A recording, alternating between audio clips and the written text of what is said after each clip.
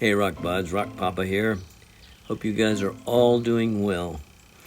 Today we're going to talk about the Mississippian period and the two great things that happened during that period. The Alleghenian orogeny foreland basin in the eastern United States and the Antler orogeny, the Antler mountain building event in the west. I'm not going to go into a lot of detail on this, so if you haven't looked at the video on geologic time and plate tectonics, then look at that if you want to, and then look at this video. And at the end of this video, we'll have a summary of all the plate tectonic events we have talked about so far. So I do hope you like this video and it's useful. So as usual, please subscribe, and many thanks to all my excellent subscribers. So here we go with the Mississippian period. The Mississippian period.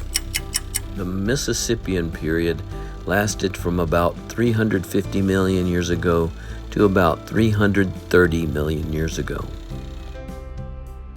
Hey guys, this picture represents the Alleghenian orogeny forebasin. See where it says EBR and there's a volcanic island? Well, let's pretend that's ancient Africa approaching ancient North America, which is on the left. The ancient African continent pushes down on the land crust of ancient North America, creating a basin. And an actual forebasin or foreland basin is much wider and much shallower than shown here. This is just the best picture I could find. At the very same time, on the west coast, the Antler orogeny was occurring. The blue arrow is now pointing to ocean crust that's subducting beneath the western edge of North America. Now we're looking at the volcanic island chain created by all this subduction. And here we have a basin like the foreland basin, except it's called a back-arc basin, where the volcanic island chain is pressing down on the continent. Between this Antler basin on the west coast and the Alleghenian foreland basin on the east coast, most of North America was under a shallow, warm sea. Hey Rock Buds, this huge, warm, shallow sea produced hundreds and hundreds of feet of limestone and dolomite all over North America. These massive layers of Mississippian limestone have different names depending on where they occurred in North America. In the eastern United States, among others, we have the Greenbrier limestone. In Colorado and vicinity, we have the Leadville limestone. In the Grand Canyon and vicinity, it's the Redwall limestone. And in the northern Rockies and vicinity, we have the Madison limestone. So Rock Buds, the first thing to remember about the Mississippian period in North America is an age of limestone. And there was also dolomite, which is related to limestone, as you know. Limestone is calcium carbonate, dolomite is calcium magnesium carbonate. And what was causing all this limestone? Well, among other things, the Alleghenian orogeny, which was approaching its foreland basin, was produced in the east, and the Antler orogeny foreland basin was produced in the west. So, having mentioned the Antler orogeny, let's get into that. The second huge event that happened during the Mississippian period in North America. The yellow finger is pointing to the Antler orogeny volcanic island arc that is approaching and will crash into western North America during Mississippian time. And here's the side view that you've seen before with the ocean crust subducting to the east, the volcanic island chain forming, the deep basin, foreland basin. This is what it looked like on the west coast of North America after the Antler orogeny was done. Here's the Antler volcanic island chain, now smashed up against western North America. Here's a mangled pile of ocean crust and sediments called a melange.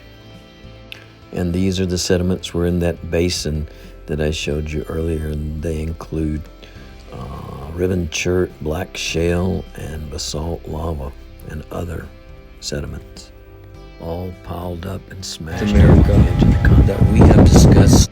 And here's some of that Mississippian limestone with the basin deposits shoved up on top of them. Subduction creates and expands continents. Yippee! One of the best places to see this huge pile of stuff that was shoved up on the continent is in the Roberts Mountains of Nevada.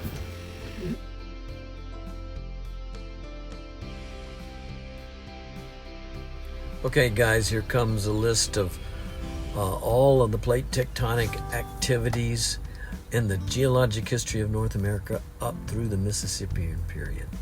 If you wanted to, you could take notes on this to keep it less confusing. And by the end of these videos, you should have a really good comprehensive overall outline of the geologic history of our home here in North America. Okay, late Precambrian, 750 million years ago to about 550 million years ago, Rodinia supercontinent rifted apart and came the Cambrian period, 550 to 500 million years ago about, and you got the rift to drift sediment sequence, the Cambrian explosion of life, and later on the post-Knox unconformity. And then the Ordovician period, 500 to about 450 million years ago, the Taconic orogeny, also called the Taconian orogeny, occurred on the east coast of North America, adding to the continent. The Silurian period was from about 450 million years ago to about 400 million years ago. Passive margin sediments were deposited on the continental shelf. Mineral-rich sediments eroding off the Taconic mountains was caught into these shallow, hot, restricted ocean basins, resulting in the precipitation of iron, salt, gypsum. Then came the Devonian period from about 400 million years ago to about 350 million years ago. On the east coast, we had the Akkadian orogeny, in which the Akkadian microcontinent blammed into North America from about Virginia north, eroded its sediments into the Catskill Basin, and then slid down along the Brevard Fault Zone to the southeastern United States, and we now call it the Carolina Terrane. And finally, for now, the Mississippian period, which lasted from about 350 million years ago to about 330 million years ago. A great age of limestone and dolomite deposition all over North America, because in the east, the Alleghanian foreland basin was pushing down on the continent, creating a huge, shallow, warm ocean, and on the west, the Antler orogeny was pushing down on that side of the continent, creating another basin where huge piles of limestone and dolomite were deposited.